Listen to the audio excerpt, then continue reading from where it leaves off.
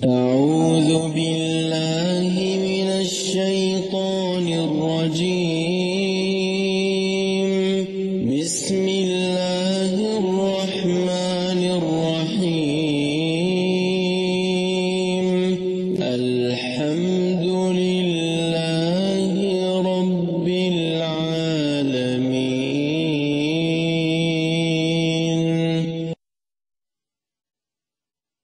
Assalamualaikum warahmatullahi wabarakatuh.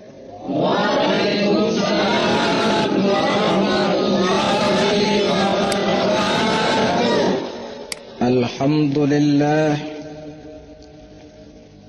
Alhamdulillahil jabbaril qahhar, al-azizil ghaffar, khaliqil jannati wan nar. Wassalatu wassalamu ala sayyidina wa maulana Muhammadinil Mukhtar wa ala alihi wa ashabihil adhar. Amma ba'du. Saudara-saudara kaum muslimin rahimakumullah. Pada pertemuan kali ini kita akan membicarakan tentang neraka dan calon-calon penghuninya. Sesungguhnya kalau kita bicara tentang neraka, artinya kita bicara tentang akhirat. Dan kalau kita bicara tentang akhirat, kita bicara tentang alam gaib yang merupakan salah satu dari rukun iman yang 6, percaya kepada alam gaib. Kalau sudah bicara alam gaib, maka ini di luar batas kemampuan nilai-nilai ilmiah dan di luar batas kemampuan renungan filsafat. Ilmu pengetahuan akan buntu kalau sudah membicarakan alam gaib. Artinya kehidupan di akhirat itu tidak bisa diteliti secara ilmiah. Filsafat pun akan ngambang kalau sudah membicarakan kehidupan di alam gaib. Karena itu kalau kita kembali kepada logika, jika kita ingin mengerti tentang caranya membuat bangku, kita pergi ke tukang bangku dan bertanya kepadanya. Kita ingin mengerti cara membuat mobil, kita pergi ke tukang mobil, ke bengkel mobil dan bertanya kepada ahlinya.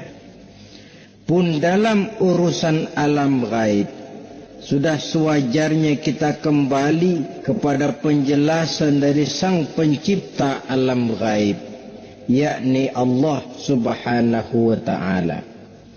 Dan melalui kitabullah Al-Quranul Karim, Allah telah menjelaskan masalah-masalah gaib berupa kehidupan di sorga dan neraka itu secara jelas dan pasti.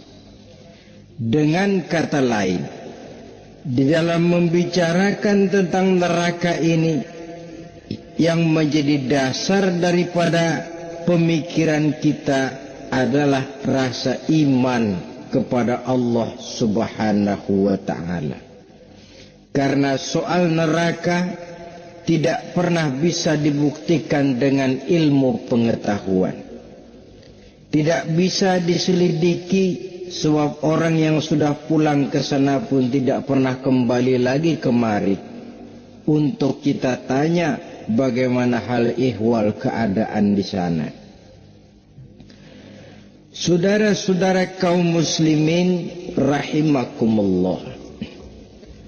Neraka dalam istilah Quran selalu disebut dengan narun,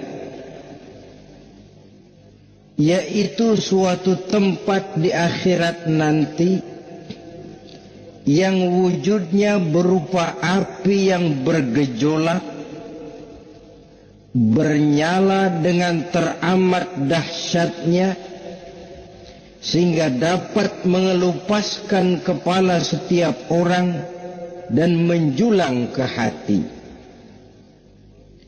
Diriwayatkan oleh Imam Bukhari dan Muslim bahwa Rasulullah sallallahu alaihi wasallam pernah bersabda, "Narukum hazihi allati tuqiduna juz'un min sab'ina jazaan min harri jahannam."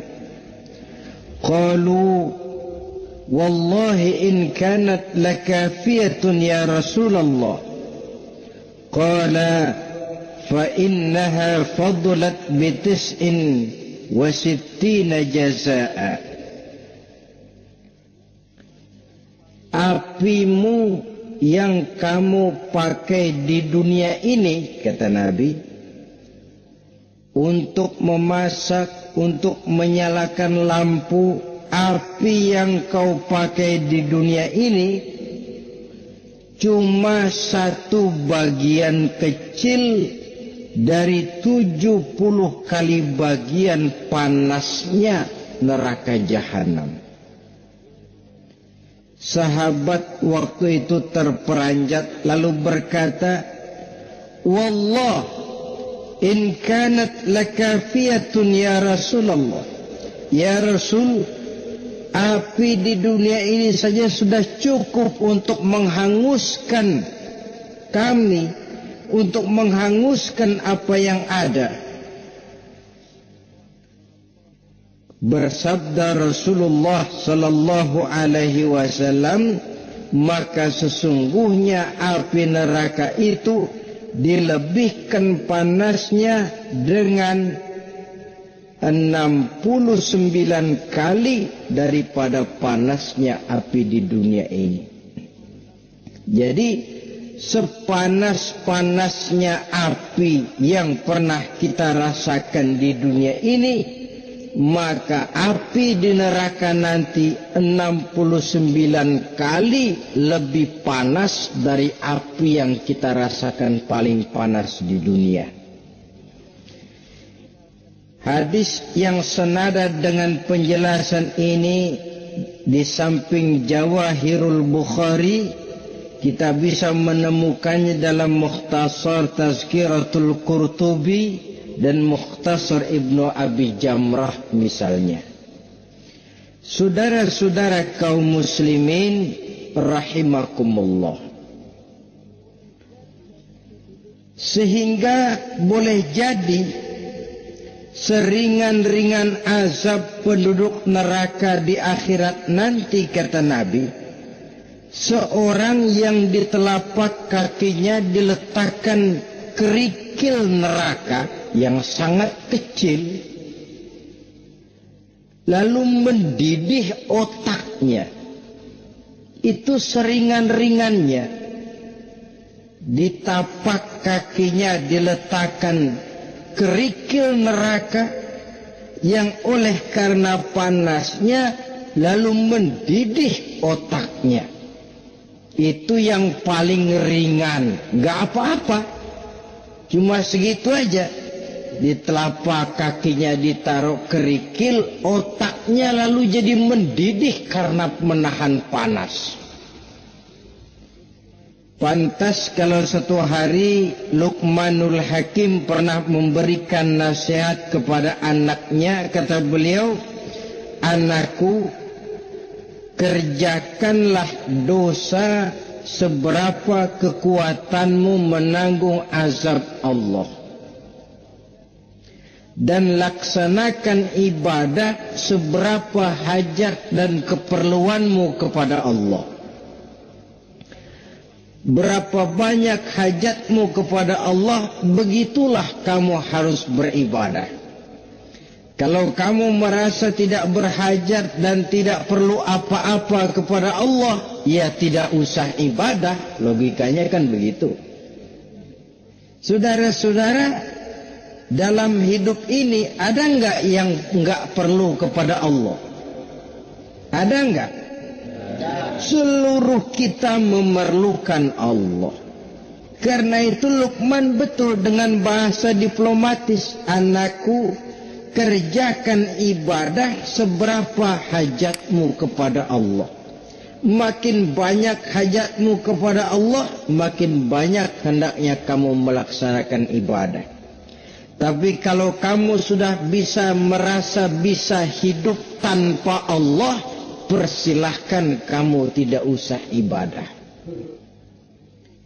Sebaliknya, kerjakan dosa seberapa kekuatanmu menanggung azab siksaan Allah.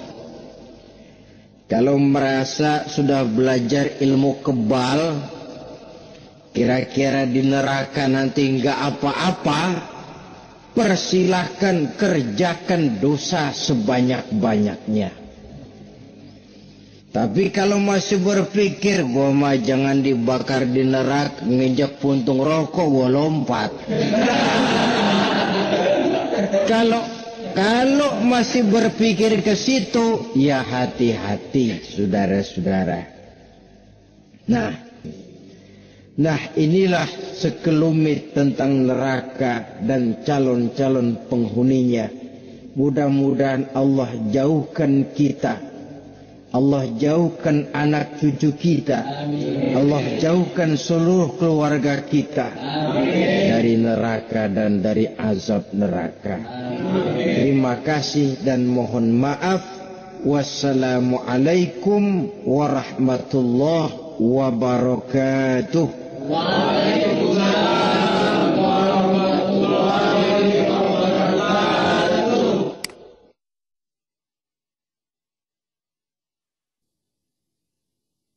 أعوذ بالله من الشيطان الرجيم. بسم الله الرحمن الرحيم. الحمد لله رب العالمين. الرحمن الرحيم. مالك يوم الدين. إياك نعبد وإياك نستعين. اهدنا الصراط المستقيم. صراط الذين أنعمت عليهم غير المغضوب